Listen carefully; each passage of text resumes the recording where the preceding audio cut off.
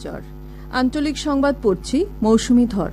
আজকের বিশেষ খবর হল দেশের জনসাধারণ বিজেপি সরকারের দুর্নীতির বিরুদ্ধে শূন্য সহনশীলতার নীতিকে সমর্থন করে লোকসভা নির্বাচনে এই সরকারকে পুনরায় নির্বাচিত করেছে বলে রাষ্ট্রপতির ভাষণের ধন্যবাদসূচক প্রস্তাব সম্পর্কিত আলোচনার উত্তরে প্রধানমন্ত্রী নরেন্দ্র মোদীর সংসদের উভয় সভার বৈঠকে প্রকাশ। লোকসভায় আজ আসামের বন্যা পরিস্থিতির প্রসঙ্গ উত্থাপন, সাংসদ বীরেন্দ্র প্রসাদ বৈশ্য এবং গৌরব গগৈর রাজ্যের বন্যা পরিস্থিতির বিষয়ে গুরুত্ব প্রদান করতে কেন্দ্রীয় সরকারের প্রতি আহ্বান।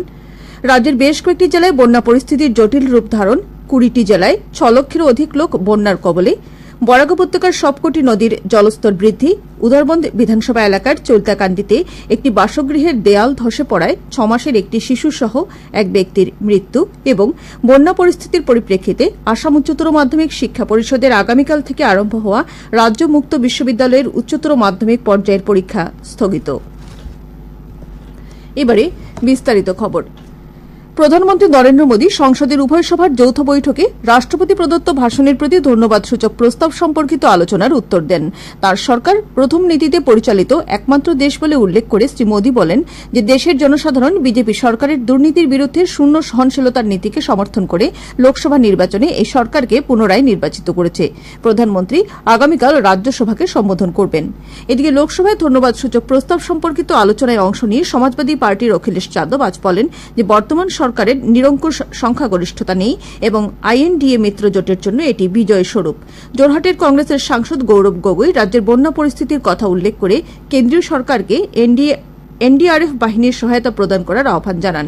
রাজ্যসভায়ও রাষ্ট্রপতির ভাষণের প্রতি ধন্যবাদসূচক প্রস্তাব সম্পর্কে আলোচনা অনুষ্ঠিত হয়। আলোচনায় অংশগ্রহণ করে অসম গণ পরিষদের বীরেন্দ্র বৈশ্য আসামের 6টি জনগোষ্ঠীকে অনুসূচিত জনজাতির তালিকায় অন্তর্ভুক্ত করার বিষয়টি উত্থাপন করেন।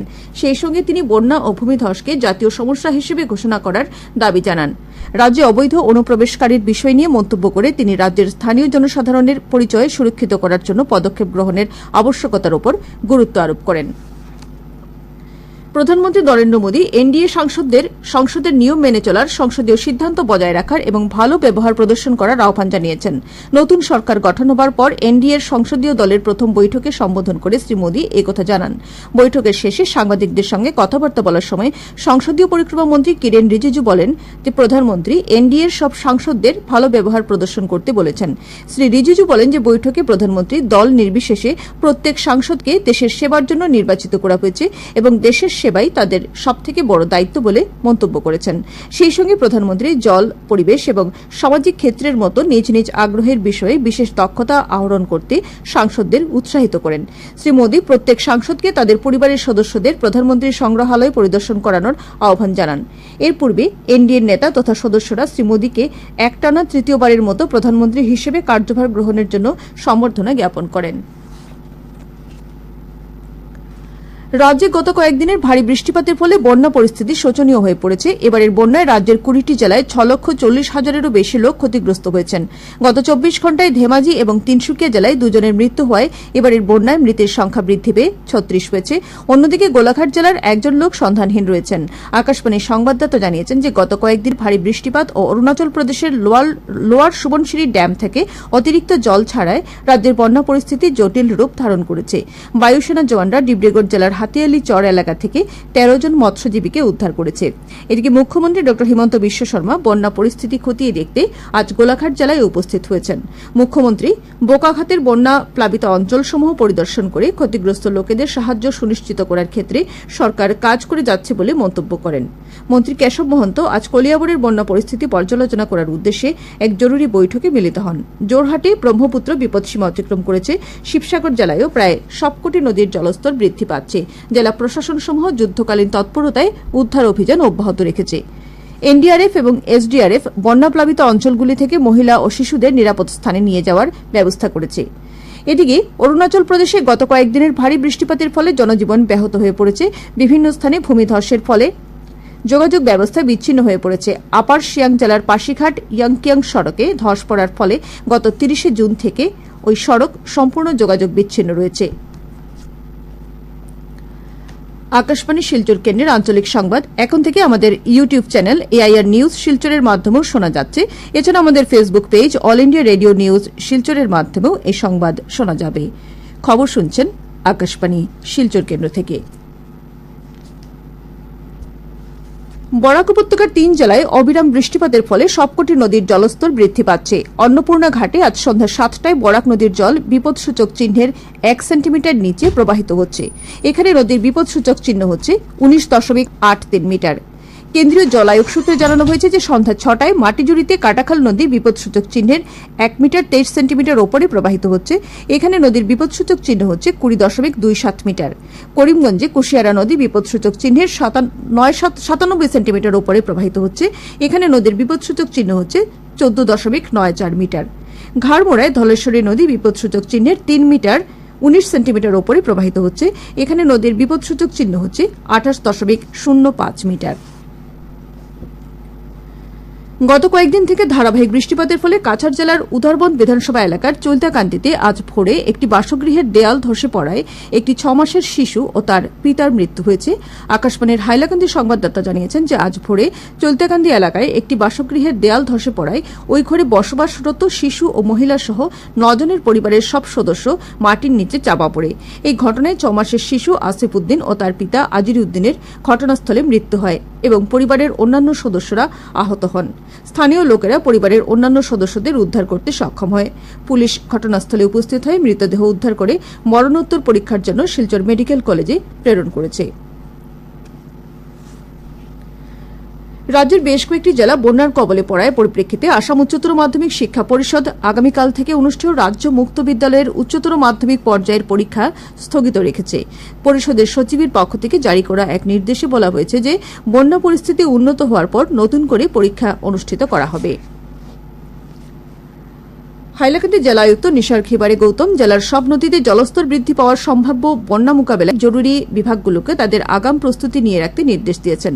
জেলার প্রশাসনিক আধিকারিকদের সঙ্গে আজ অনুষ্ঠিত বৈঠকে জেলা আয়ুক্ত শ্রী হিবারে শ্রমিক ও বালুর বস্তা প্রস্তুত করে রাখা সহ বন্যাক্রান্তরা যাতে দ্রুত ত্রাণ লাভ করেন সে বিষয়ে ব্যবস্থা গ্রহণের জন্য সার্কেল অফিসারদের নির্দেশ দিয়েছেন। এছাড়া বিগত বন্যায় 4 জন লোকের মৃত্যু হওয়ার পরিপ্রেক্ষিতে বন্যার জলে নেমে মাছ ধরা, ভেসে আসা বাঁশ ধরা, জলকেলি করা ইত্যাদি না করতে জনসাধারণের প্রতি আহ্বান জানিয়েছেন। শিলচর মহিলা কলেজ ও কাছাড় কলেজের ছাত্রছাত্রীরা ভর্তির দাবিতে আজ জেলা আয়ুক্তের কার্যালয়ের সামনে বিক্ষোভ প্রদর্শন করে ছাত্রছাত্রীদের পক্ষ থেকে অভিযোগ করা হয় যে নিজ নিজ কলেজ থেকে উচ্চ মাধ্যমিক পাশ করলেও ওই কলেজে স্নাতক স্তরে তাদের ভর্তির সুযোগ দেওয়া হচ্ছে না। পরে ছাত্রছাত্রীদের পক্ষ থেকে জেলা প্রশাসনকে আগামী 2 দিনের মধ্যে ছাত্র ভর্তির সমস্যা সমাধানের দাবি জানানো হয়। শিলচর জেলা বার সংস্থার 60 শতবর্ষ উদযাপনের অঙ্গ হিসেবে আগামী 10 জুলাই ভারতীয় সংবিধানের মর্যাদা অক্ষুণ্ণ রাখতে অধিবক্তা এবং বিচার বিভাগের ভূমিকা শীর্ষক একটি সেমিনারের আয়োজন করা হয়েছে। গুয়াহাটি হাইকোর্টের বিচারপতি সুমন শ্যাম, হাইকোর্টের প্রবীণ আইনজীবী হাফিজ রশিদ আহমেদ চৌধুরী এবং সুভাষ বিশ্বাস ওই দিন বেলা 11:30টায় বার সংস্থার ভবনে অনুষ্ঠেয় আলোচনায় অংশগ্রহণ করবেন। জেলা বার সংস্থার সম্পাদক নীলাদ্রি রায় জানিয়েছেন যে ইতিমধ্যে করিমগঞ্জের 2টি বার সংস্থা এবং হাইলাকান্দি বার সংস্থার সদস্যদের এই সেমিনারে যোগ দেবার জন্য আমন্ত্রণ জানানো হয়েছে। এছাড়া আসাম বিশ্ববিদ্যালয়ের আইন বিভাগ সহ একে চন্দ্র ল কলেজ এবং করিমগঞ্জ ল কলেজের ছাত্রছাত্রী ও শিক্ষক শিক্ষিকাদেরও আমন্ত্রণ জানানো হয়েছে। উল্লেখ্য বিগত 11 জানুয়ারি শিলচর জেলা বার সংস্থা সাংস্কৃতিক শোভাযাত্রার মাধ্যমে 60 শতবর্ষ পালনের সূচনা করেছে। এরপর আইনজীবীদের ক্রীড়া প্রতিযোগিতা, শহীদ দিবসে রক্তদান শিবির অনুষ্ঠিত হয়। আগামী সেপ্টেম্বর মাসে সাংস্কৃতিক অনুষ্ঠানের মাধ্যমে 60 শতবর্ষ উদযাপন অনুষ্ঠানের সমাপ্তি হবে। কাছাড়ের জেলা পরিবহন আধিকারিক আসাম সরকারের যানবাহন স্ক্র্যাপেজ নীতি 2022-এর সুবিধা গ্রহণের জন্য পুরনো এবং অযোগ্য যানবাহনের মালিকদের আহ্বান জানিয়েছেন। উল্লেখ্য যানবাহন স্ক্র্যাপিং নীতির উদ্দেশ্য হচ্ছে আর্থিক সহায়তা প্রদানের মাধ্যমে যানবাহন মালিকদের বোঝা লাঘব করা। এই সুবিধা আগামী 31 মার্চ 2025 পর্যন্ত কার্যকর থাকবে। বিশদ বিবরণ জেলা পরিবহন আধিকারিকের কার্যালয়ে পাওয়া যাবে। শেষ করার আগে খবরের বিশেষ অংশ আবার পড়ছি। দেশের জনসাধারণ বিজেপি সরকারের দুর্নীতির বিরুদ্ধে শূন্য সহনশীলতার নীতিকে সমর্থন করে লোকসভা নির্বাচনে এই সরকারকে পুনরায় নির্বাচিত করেছে বলে রাষ্ট্রপতির ভাষণের ধন্যবাদসূচক প্রস্তাব সম্পর্কিত আলোচনার উত্তরে প্রধানমন্ত্রী নরেন্দ্র মোদীর সংসদের উভয় সভার বৈঠকে প্রকাশ। লোকসভায় আজ আসামের বন্যা পরিস্থিতির প্রসঙ্গ উত্থাপন। সাংসদ বীরেন্দ্র প্রসাদ বৈশ্য এবং গৌরব গগৈর রাজ্যের বন্যা পরিস্থিতির বিষয়ে গুরুত্ব প্রদান করতে কেন্দ্রীয় সরকারের প্রতি আহ্বান। রাজ্যের বেশ কয়েকটি জেলায় বন্যা পরিস্থিতির জটিল রূপ ধারণ। 20টি জেলায় 6 লক্ষেরও অধিক লোক বন্যার কবলে। বরাক উপত্যকার সবকটি নদীর জলস্তর বৃদ্ধি। উদারবন বিধানসভা এলাকার চলতাকান্দিতে একটি বাসগৃহের দেয়াল ধসে পড়ায় 6 মাসের একটি শিশুসহ এক ব্যক্তির মৃত্যু। এবং বন্যা পরিস্থিতির পরিপ্রেক্ষিতে আসাম উচ্চতর মাধ্যমিক শিক্ষা পরিষদের আগামীকাল থেকে আরম্ভ হওয়া রাজ্য মুক্ত বিদ্যালয়ের উচ্চতর মাধ্যমিক পর্যায়ের পরীক্ষা স্থগিত। আঞ্চলিক সংবাদ আজকের মতো শেষ হল। পরবর্তী সংবাদ আগামীকাল সকাল 7:35 মিনিটে।